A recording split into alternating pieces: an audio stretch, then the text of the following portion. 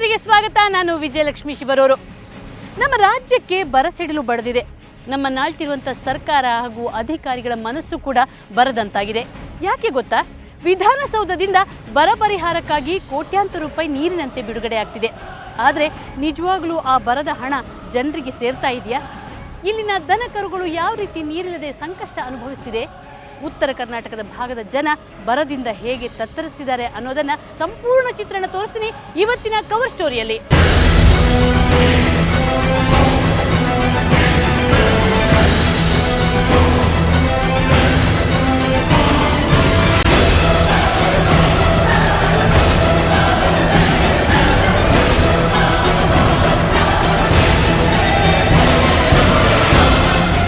ಬರ ಅಂದ್ರೆ ಬರೀ ಬರ ಅಲ್ಲ ಅಣ್ಣ, ಇದು ಭೀಕರ ಬರ.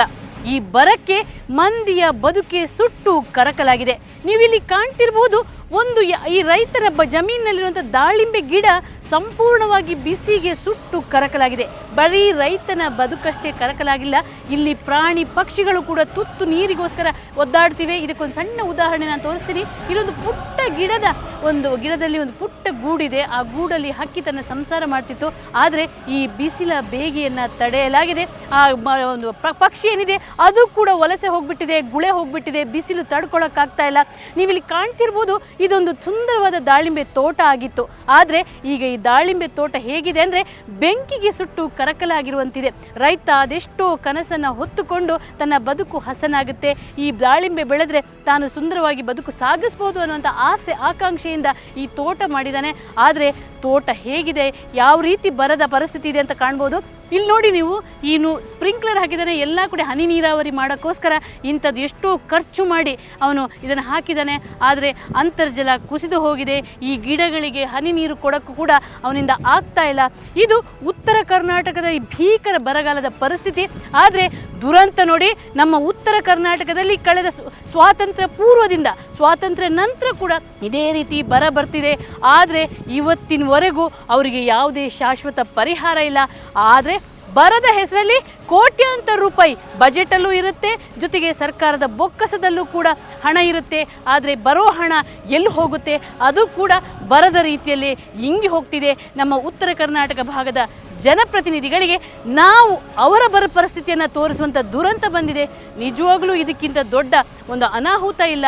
ಈಗಲಾದರೂ ಅರ್ಥಕೊಳ್ಳಿ ಜನಪ್ರತಿನಿಧಿಗಳೇ, ರೈತ ನೀರು ಕೊಟ್ಟರೆ ನಿಮ್ಮನ್ನು 100 ವರ್ಷ ನೆನಪಲ್ಲಿಟ್ಟಿರ್ತಾನೆ. ಆದರೆ ಅವನಿಗೆ ಈ ರೀತಿ ಮೋಸ ಮಾಡ್ತಿದ್ದೀರಲ್ಲ ನೀವು.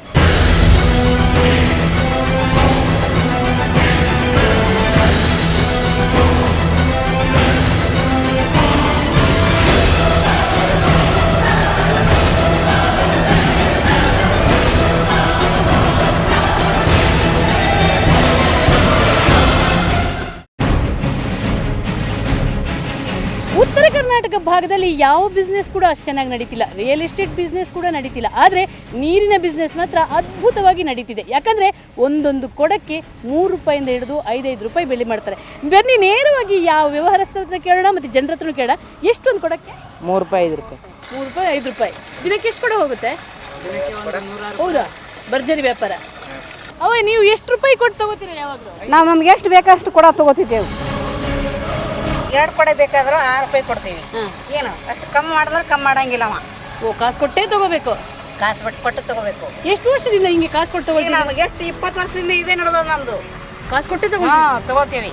ಈಗ ಬರ ಬಂದಿದ್ರಿಂದ ಇಷ್ಟು ಸಮಸ್ಯೆ ಇಲ್ಲ, ಏನೋ ಉಪಯೋಗ ಇಲ್ಲ ಅದು. ಈಗ ಬರ ಬಂದ್ರು ನೀವು ಹಿಂಗೇನಾ? ಅಲ್ಲ, ಈಗ ತಗೋಬೇಕೇ ನಾವು ನೀರಿನ ತ್ರಾಸ ಮಾಡಿ. ಹೌದಾ? ಪ್ರತಿದಿನನೂ ಕಾಸು ಕೊಟ್ಟೆ? ಬೆಳಗ್ಗೆ ನೀರ್ತಿಲ್ರಿ, ಬೆಳಗ್ಗೆ ನಿದ್ದೆ ಮಾಡಂಗಿಲ್ಲ ನಾವು.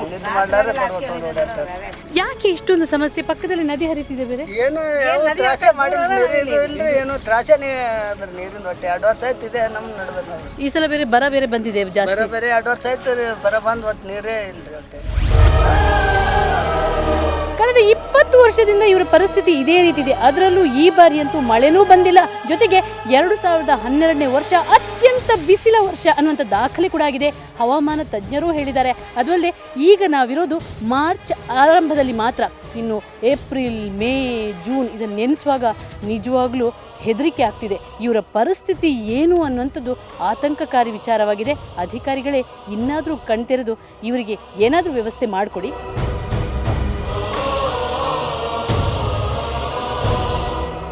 ಇಲ್ಲಿನ ಮಂದಿಗೆ ಹನಿ ನೀರು ಕೂಡ ಅಮೃತ.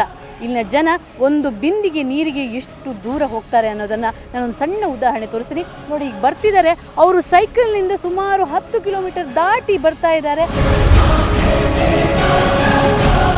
ನೀವು ನೀರಿಗಾಗಿ ಎಷ್ಟು ಕಷ್ಟಪಡ್ತಾ ಇದ್ದೀರಾ? ದೊಡ್ಡ ದೊಡ್ಡ ದೊಡ್ಡ ದೊಡ್ಡ ಹೈರಾಣ ಅದ ಹೇಳ್ರಿ. ನೀರಿಂದ ಏನಾದ್ರು ದೊಡ್ಡ ಸಮಸ್ಯೆ ಬಂದದ ಈ ಸಾರಿ ವಾತಾವರಣಕ್ಕೆ. ಮೊದಲೆಲ್ಲ ಇಷ್ಟೊಂದು ಸಮಸ್ಯೆ ಇರ್ತಿಲ್ಲ. ಇರ್ತಿಲ್ಲ ಮೊದಲು ರೀ. ಈ ವರ್ಷಿನ ವಾತಾವರಣಕ್ಕಂತರೂ ಫುಲ್ ನೀರಿಂದ ಹೈರಾಣ ನೋಡಿ. ಎಷ್ಟು ದೂರ ಸಾಕ್ತೀರಾ ಸರ್ ನೀವು? ತದೇ ಮಾಡಿದ್ರೆ ನೀರಿಂದ ದೊಡ್ಡ ಹೈರಾಣ ಇದ್ರಿ ಸದ್ರಿ.